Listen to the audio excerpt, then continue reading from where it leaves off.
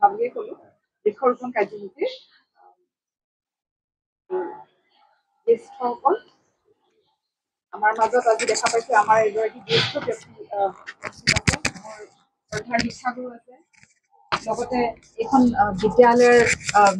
বিদ্যালয়ৰ শিক্ষক অধ্যক্ষ মহোদয় আছে তেখেতলোকৰ আন আন শিক্ষাগুৰুসকল আছে গৌৰামপুৰ আছামৰ কৰ্মকৰ্তাসকল আছে লগতে আমাৰ বৰহাট অঞ্চল বুলি ক'লে যিহেতু এটা ডাঙৰ অঞ্চল বৰহাট অঞ্চলৰ প্ৰাক্তন শিক্ষক কিছুমান আছে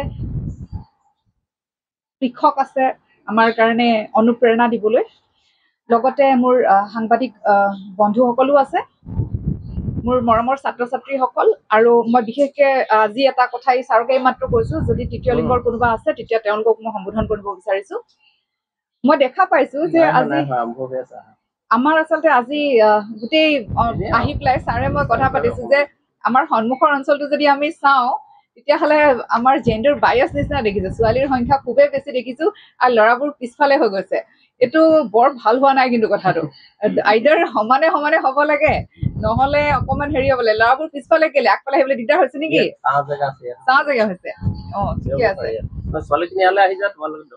অকণমান সমানটো হ'ব চবফালে হ'ব লাগে মই ছোৱালী বুলি অকল ছোৱালী ফালে ছাপৰ্ট নকৰোঁ কিন্তু সেইটো এটা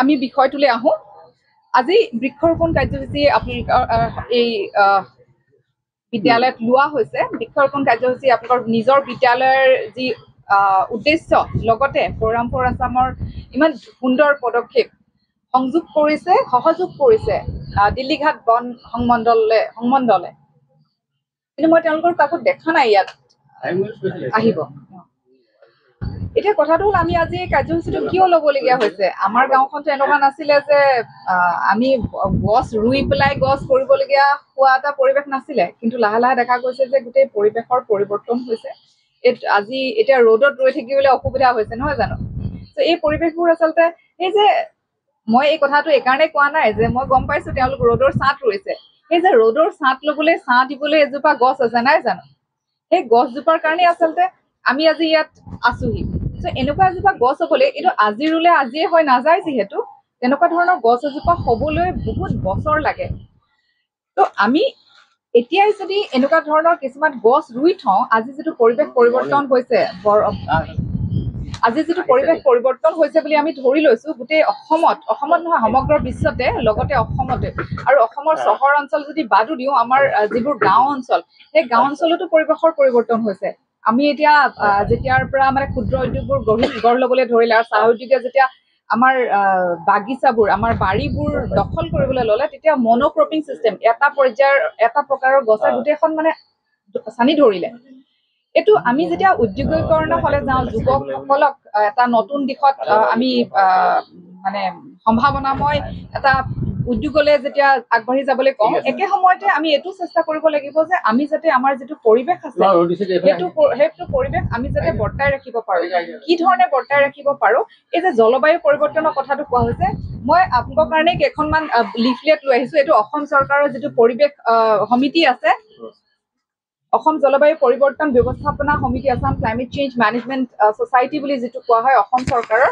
এইটো আমাৰ সন্মানীয় মুখ্যমন্ত্ৰী ডাঙৰীয়াৰ চেয়াৰমেনশ্বিপত আৰম্ভ কৰা হৈছিলে 2014 চনত সেই তেতিয়াৰ পৰা এতিয়ালৈকে তেওঁলোকে বিভিন্ন ধৰণৰ কাম কৰি আছে জলবায়ু পৰিৱৰ্তন বিষয়ত চ' আপোনালোকেও ইয়াৰ লগত জড়িত হ'ব পাৰে যিকোনো ধৰণে মই আজি সংযোগ কৰিবলৈ এইখন আপোনালোকক কেইখনমান লৈ আহিছিলোঁ কপি আপোনালোকক দিয়া হ'ব আপোনালোকে চাব আৰু যে আমি কি ধৰণে সহযোগ কৰিব পাৰোঁ জলবায়ু পৰিৱৰ্তন বুলি ক'লে আজি এই গৰম লাগিছে কাইলৈ ঠাণ্ডা লাগিছে এইটো নহয় এটা দীৰ্ঘ পৰিক্ৰমাৰ অন্তত যিটো পৰিৱৰ্তন আপোনালোকে ধৰা পৰিব ধৰক অন্ততঃ 30 বছৰৰ এটা দীঘলীয়া তথ্য লাগিব আপোনালোকৰ হাতত সেই 30 বছৰৰ যিটো দীঘলীয়া তথ্য হ'ব সেই তথ্যৰ ভিত্তিতহে পৰিৱৰ্তন হৈছে নহৈছে আমি ক'ব পাৰিম তাৰমানে এতিয়া আপোনালোকে নিজে অনুভৱ কৰিছে যে এই যিখিনি ঠাই অকণমান দেৰি ঠাণ্ডা লাগে জানো আজিকালি লাগে নালাগে ছোৱালীবোৰেতো ঠাণ্ডা আহিলে অলপ বেয়াই পায় হয় নাই চুৱেটাৰটো এটা পিন্ধিব লাগে ড্ৰেছযোৰ ঢাক খাই যায় কিন্তু এতিয়া কোৱাচোন সঁচা কথাটোকে বাৰু ঠাণ্ডা লাগিছে বুলি কিমান ডাঠ কাপোৰ কিনিবলগীয়া হৈছে ডাঠ কাপোৰ কিনিবলগীয়া হৈছে জানো পাতলা পাতলা চুৱেটাৰতে চলি যায় নহয় জানো আগতেতো এনেকুৱা নহৈছিলে আমি যেতিয়া স্কুল যাওঁ আমিতো এই আমাৰ ঘৰত মায়ে হেৰি গুঠি দিয়া সেই মোটা মোটা ঊলৰবোৰ পিন্ধো আজিকালিতো ছোৱালীয়ে সেইবোৰ পিন্ধিবলগীয়া নহয় সেইটো আচলতে পৰিৱৰ্তন আমি কি কাৰণে গছ ৰুইছোঁ এজোপা গছ যেতিয়া আমি পালন কৰোঁ, মানে ডাঙৰ হ'বলৈ দিওঁ, কিমান বছৰ লাগে নহয় জানো? সেই গছজোপা কাটিবলৈ কিন্তু ছেকেণ্ড লাগে। আজিকালিতো মানুহে হাতেৰেও নাকাটে, মেচিনেৰে খচকে 1 মিনিটৰ ভিতৰতে কাটি শেষ কৰি পেলায়। এই গছবোৰে আচলতে আমাক ছাঁ দিয়াৰ লগতে আমি যে উশাহ নিশাহ ল'বলৈ আমাক এটা অক্সিজেনৰ প্ৰয়োজন নহয় জানো? এইখন যদি আপোনালোকে যেতিয়া পাব, তেতিয়া ইয়াত লিখা আছে চাব যে এটা মানে হেৰি হ'বলৈ আপোনাৰ 1 কিলোগ্ৰাম কাঠত 400 বা 500 গ্ৰাম কাৰ্বন থাকে। 1 কিলোগ্ৰাম কাঠত 400-500 গ্ৰাম কাৰ্বন থাকে। তেতিয়াহ'লে আৰু 1 কিলোগ্ৰাম সম্পূৰ্ণৰূপে দহন কৰিলে 3.67 কিলোগ্ৰাম কাৰ্বন ডাই অক্সাইড উৎপন্ন হয়। তাৰমানে আমি 1 কেজি 2 কেজি কাঠ জ্বলালে কিমান 2 কেজি কাঠ মানে কিমান উৎপন্ন কৰিম। তো আমি সেইটোৰ নতুন নতুন চিন্তাধাৰা আচলতে এতিয়া ল'ব লাগিব। এতিয়া আজি আৰম্ভণি কৰি ছাৰে ইতিমধ্যে বৃক্ষৰোপণ আপোনালোকে আৰম্ভ কৰিছে। আজি এটা মাজৰ এটা অধ্যায়হে মুঠতে। তো মই বিচাৰিছোঁ আপোনালোকে যিয়ে গছ ৰুৱক, ৰোৱাটোত গুৰুত্ব দিয়াতকৈ গছজোপা আজি 50জোপা গছ আনিছে বুলি মই শুনিবলৈ পাইছোঁ। আমাৰ এই মোৰ বৰ্তা বুলিয়ে সম্বোধন কৰিছোঁ, তেখেতে আৰু 2জোপা সংযোগ কৰিছে। তো এতিয়া আপোনালোকে সেই গছখিনি বচাবলৈ চেষ্টা কৰক। গছজোপা ৰুলেই নহ'ব। গছজোপা ৰুই পেলাই ফটো দিয়াটো ফেশ্বন নহয়। গছজোপা ৰুই পেলাই এইজোপা মই ৰুইছিলোঁ বুলি কৈ পেলাই অকণমান ডাঙৰ হোৱাৰ পিছত ফটোখন দিয়াটোহে ফেশ্বন হ'ব। মানে একচুৱেল ট্ৰেণ্ড সেইটোতহে আহিব। তো আজিকালিতো চবেই সামাজিক মাধ্যম ব্যৱহাৰ কৰে, তোমালোকেও কৰা চাগে, নকৰা জানো? আজি এখন ফটো দিবা আৰু অলপ দিনৰ পিছত যে আৰু এখন যে লগাই আহে নাই, 10 years back, 5 years back, 6 years back বুলি আজি এখন ফটো তুলি থবা, আৰু সেই যেতিয়া সেই নেক্সটটো আহিব নহয়, সেইটো ভৰাবলৈ খালী ঠাই থৈ দিয়ে। সেইটোত ভৰাবলৈ তোমালোকে সেইদিনাখন আহি পেলাই আকৌ এখন ফটো তুলি ল'বা। সেইটোৱে একচুৱেলি ফেশ্বন হোৱা দৰকাৰ মই ভাবোঁ। আৰু যেতিয়ালৈকে আছা বিদ্যালয়খনত গছজোপাৰ কেয়াৰ ল'বা, সদায় ল'ব নালাগে, অকণমান মন দিলেই হ'ব, নহ'ব জানো? এইখিনিকে ক'লোঁ। আৰু গছ আচলতে আমাক বহুত ধৰণে হেৰি কৰে, ৰক্ষা কৰে। বতাহটো দিয়েই, লগতে ছাঁ দিয়ে। বাটৰুৱাক আমি ইমান ৰ'দত গৈ থাকোঁতেও আমাক সহায় কৰে। লগতে আমাৰ পৰিৱেশ যিটো আছে সেই পৰিৱেশটোক অনুকূল কৰি তোলে। চৰাই চিৰিকটিয়ে খাবলৈ কিবা এটা পায়। লগতে মই এইখিনিতে আৰু এটা কওঁ, গছ ৰুবলৈ কৈছোঁ বুলি এইটো নহয় যে ৰাস্তাই ঘাটে বিৰাট ডাঙৰ ডাঙৰ এনেকুৱা কিছুমান গছ ৰুই দিম যিটোৱে নেকি সেই পথটোক অপকাৰ কৰে। সদায় এটা প্ৰকাৰৰ গছ ৰুব নালাগে, বিভিন্ন প্ৰকাৰৰ গছ ৰুব লাগে, যাতে চৰাই চিৰিকটিয়েও সেইবোৰত বাস কৰিব পাৰে আৰু তাৰ ফল মূলেৰে নিজৰ পেট ভৰ্তি কৰিব পাৰে। আৰু যাতে এই বনৰীয়া পশু আৰু যিটো মানুহৰ সংঘাত সেইটো আমি যাতে নিৰ্মূল কৰিব পাৰোঁ। এতিয়াতো আমাৰ কেৰ্কেটুৱা আৰু বান্দৰ আহিবলৈ ধৰিলে, সেইটো আমি এতিয়াই যদি প্ৰতিৰোধ কৰিব নোৱাৰোঁ তেতিয়াহ'লে নহ'ব। তাৰমানে সেইখিনি ক'লোঁ। লগতে যিহেতু ছাত্ৰ সমাজৰ পৰাই আমি ঘৰখনলৈ এটা বাৰ্তা পঠিয়াব পাৰোঁ, মই এই কথাটো ক'ব বিচাৰিম যে এই যে আমাৰ গাঁও অঞ্চলবোৰত এনেকুৱা ধৰণৰ এটা পৰিৱেশ সৃষ্টি হৈছে যে আমি নিজৰ বাৰীখন ধুনীয়াকৈ থওঁ আৰু নিজৰ বাৰীৰ যিবোৰ গছ আছে সেইবোৰ আনৰ পথাৰত যাবলৈ দিওঁ। সেই কথাটো হ'ব নালাগে আচলতে। এইবোৰ এটা এটা সামাজিক ব্যাধি। আমি নিজৰ মনৰ পৰা আমি গছ ৰুবলৈ কৈছোঁ আজি, ঠিক আছে, কিন্তু এনেকুৱা নহয় যে লোকৰ পথাৰৰ ছাইডত ৰুই পেলাই গোটেই পথাৰটো আৱৰি ধৰক, সেইটো নহয়। সেইটো মেছেজ আমাৰ মঞ্চৰ পৰা অন্ততঃ যাব নোৱাৰে বুলি মই ভাবোঁ। আমি পঢ়া শুনা কৰিছোঁ, তো আমিও আমাৰ ঘৰখনকো বুজাব পৰা হ'ব লাগিব যে সেই পৰিস্থিতিটোৱে এটা সামাজিক মানে বিশৃংখলতাৰ সৃষ্টি কৰিব, যিটো আমি কৰিব নালাগে। মই ভাবোঁ যেতিয়া আপোনালোকে নিজে নিজৰ ঘৰখনত কিবা এটা ক'ব পৰা হ'ব সাহসেৰে, দৃঢ়তাৰে, তেতিয়া তেওঁলোকে নিশ্চয় শুনিব, নহয় জানো? এইখিনিকে ক'লোঁ। আৰু মোক নিমন্ত্ৰণ জনোৱাৰ বাবে মই বিশেষকৈ ধন্যবাদ জনাব বিচাৰিছোঁ আমাৰ অধ্যক্ষ মহোদয় আৰু ফ'ৰাম ফৰ আছামৰ কৰ্মকৰ্তাসকলক। আৰু মোৰো ভাল লাগিছে, এইফালে আমাৰ প্ৰীতিময়ী বাইদেউ আহি পাইছেহি, আগৰ আমাৰ ZPC সভানেত্ৰী। ত' ভাল পাইছোঁ, বহুত বছৰৰ মূৰত দেখিছোঁ তেখেতক। আজি দেখা পাই পেলাই মোৰ খুবেই ভাল লাগিছে। মই এইখিনিতে সামৰিছোঁ আৰু আশা কৰিম আপোনালোকে আজি গছবোৰ যে ৰুলে, আমি যদি আকৌ কেতিয়াবা এখন বিদ্যালয়লৈ আহোঁ সেই গছবোৰ যাতে জীয়াকৈ দেখা পাওঁ। আৰু তাৰ কাৰণে এই আমাৰ বৰ্তাই তেখেতে কৈছে যে মোক ঘেৰা এটা, তেখেতে বৰ ধুনীয়া ঘেৰা বনাব জানে। কোনোবাই যদি ইচ্ছা কৰে ঘেৰা বনোৱাটো তেখেতৰ পৰা শিকি লোৱা ভাল। এৰিছোঁ, থেংক ইউ। আমি ৰঞ্জিতা বনিয়া ডাঙৰীয়ানীলৈ ধন্যবাদ জ্ঞাপন কৰিছোঁ। খুব ধুনীয়াকৈ সহজভাৱে কথাখিনি তোমালোকৰ আগত অৱগত কৰিলে। আমি কিয় গছ পুলি ৰুব লাগে আৰু গছ পুলিটো ৰুলেই আমাৰ দায়িত্ব শেষ নে, আকৌ গছ পুলি ৰোৱাৰ লগতে আমি আমাৰ পৰিয়ালটোৰ বা আমি কেনেকুৱা এটাকে গছ পুলি ৰুব লাগে। আমি আমাৰ কাষতে থকা আমাৰ প্ৰতিবেশী মানুহ ঘৰৰ যে তেওঁলোকৰ অনিষ্ট হোৱাকৈ আমি গছ পুলিটো ৰোৱাটো আমি কেতিয়াও নিবিচাৰোঁ, বা আমি সেইটো বাৰ্তা দিয়া নাই তোমালোকক, গম পাইছানে? কাৰো অপকাৰ নোহোৱাকৈ। আৰু এটা কথা ক'লে যে ৰাস্তাত আমি বহুত ডাঙৰ ডাঙৰ গছ ৰুই দি পিনেও আমি বাহ বা লোৱাটো আমাৰ যুগুত বা আমি সেইটো নিবিচাৰোঁ, কাৰণ ভৱিষ্যতে ৰাস্তাটো অসুবিধা হ'ব পাৰে। আৰু এতিয়া আমি দেখিছোঁৱে যে বহুত পুৰণা গছ চৰকাৰে ৰাস্তা বহলোৱাৰ নামত কাটি পেলাবলগীয়া হৈছে, গম পাইছানে? গতিকে সেইখিনি কথা আমি লক্ষ্য ৰাখিব লাগিব। আৰু লগতে গছ পুলি ৰুই পিনে আমি অকল ফটোটো তুলিয়ে সন্তুষ্টি লভিলেও নহ'ব, তাক প্ৰতিপালন কৰি যেতিয়ালৈকে সি ডাঙৰ নহ'ব তেতিয়ালৈকে আমাৰ তাক চোৱা চিতা কৰাটো এটা দায়িত্ব হিচাপে ল'ব লাগিব। তেতিয়া কৈছে নহয় যে আজি যিটো আমি ফটো ল'ম বা তোমালোকে ল'বা, আফটাৰ 3 years তোমালোকে আকৌ ল'ব লাগিব সেই ফটোটো, তেতিয়াহে সেইটোহে আচলতে আমি বিচাৰিছোঁ। গতিকে আমি পুনৰবাৰ তেখেতলৈ ধন্যবাদ জ্ঞাপন কৰিছোঁ। মই কৈছোঁ বহুত বেছি আমি দীঘলীয়া নকৰোঁ, মই মাত্ৰ দুজন ব্যক্তিক চমুকৈ ক'বলৈ দিম বুলি ভাবিছোঁ। তাতে এটা কথা তোমালোকে জনাটো দৰকাৰ, সেইটো কথা আমাৰ গগৈদেৱে ক'ব। আৰু আমাৰ মাজত থকা আটাইতকৈ জ্যেষ্ঠ ব্যক্তি মই প্ৰবীণ গগৈ ডাঙৰীয়াক চমুকৈ দুআষাৰ ছাত্ৰ ছাত্ৰীসকলক উদ্দেশ্যি ক'বৰ কাৰণে অনুৰোধ জনাইছোঁ।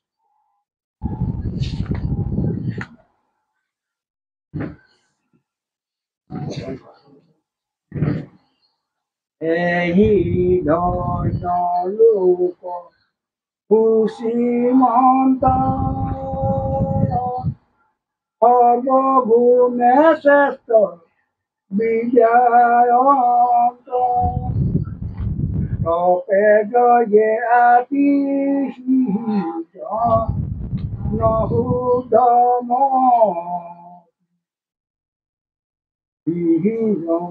দাতা মহাজ্ঞানী সত্যবাদী মহামানী পুৰুষ তেওঁৰ ওপৰত নিৰ্ভৰ কৰে।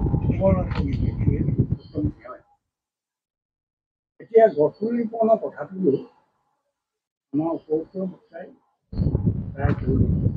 মই তাতে কওঁ এষাৰি কথা,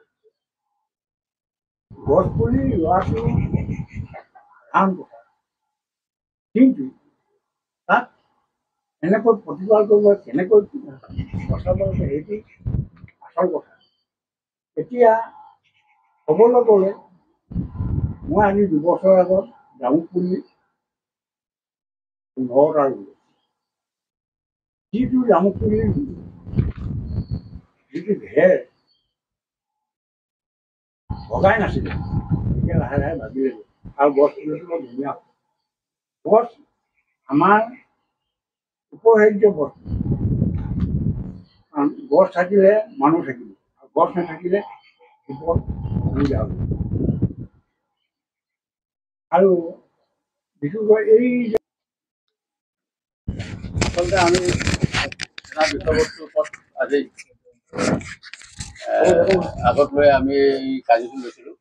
মূলতঃ বিষয়টো কৈছে গছ থাকিলে মানুহ থাকিব, মানুহ থাকিলে গছ থাকিব, নে কিবা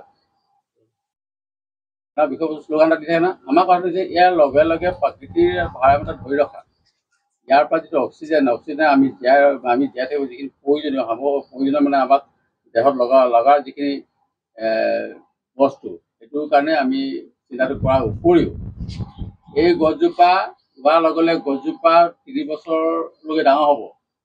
3 বছৰতে গছজোপা মাৰি পেলাব নোৱাৰে কাটি নিদিলে। তাৰপৰা ইয়াৰ পৰা পিছতে এই 3 বছৰ পিছতে যিকেইজনে ৰুব, ইয়াতে মানে 50টানৰ ওচৰত 53টামান আছে মানে আছে, তেখেতলোকক এখন চাৰ্টিফিকেট দিয়া হ'ব। এখন চাৰ্টিফিকেটো বৰ সামান্য চাৰ্টিফিকেট নহয়। আমি আশা কৰিম আমাৰ বিভাগৰ পিনৰ পৰা পৰম্পৰা আসামৰ যোগেদি, আৰু আমি এটা চিন্তা কৰি ৰাখিছোঁ, আপোনাক কথা দিছোঁ আজি তাত থাকিব, এণ্টেংগল থাকিব, আজি স্কুলৰ আজি যিখন বিদ্যালয় আছোঁ বিদ্যালয়খনৰ তাৰপৰা থাকিব ফৰেষ্ট, তাৰপৰা আমিবোৰ থাকিম, আমি NGOসমূহ থাকিম, তাৰ যোগেদি আহিব। গতিকে যিখন চাৰ্টিফিকেটে আপোনালোকৰ জীৱনত বহু মূল্যৱান হৈ পৰিব। আশা কৰিম আপোনালোকৰ এই সুচিন্তা, সুদিশ কঢ়িয়াই আনক, আৰু গছপুলি যি ৰুব প্ৰত্যেকে গছপুলিটো ইয়াৰ পৰা ল'ব, লৈ পিনে তাত ৰোৱা মুহূৰ্তত কালি এটা মেছেজ দিয়া হৈছিলে সম্ভৱতঃ এইটো কি কয় ঘেৰা এটা বনাই আনিবলৈ। পৰীক্ষা চৰীক্ষা থকাৰ কাৰণে আৰু অসুবিধা হ'ব পাৰে, কিন্তু ভৱিষ্যতলৈ যাতে স্কুলৰ ইনষ্ট্ৰাকশ্যনসমূহ আপোনালোকে মানে গাইড কৰে, মানি লয়, তেতিয়ালৈকে আপোনালোকে বহুত গাইড কৰিব পাৰিব। আশা কৰিম আপোনালোকৰ যিহেতু আপোনালোকে কষ্ট কৰিব, আপোনালোকে গছ এজোপাই পৃথিৱীখনৰ বাবে আকৌ মানুহক দিব কিবা এটা। গোটেইকেইটা ধৰি ৰাখিবলৈ প্ৰত্যেক সহযোগিতাৰ কাৰণে আপোনালোকক এখন পৰিচয় পত্ৰ আমি প্ৰদান কৰি আমাৰ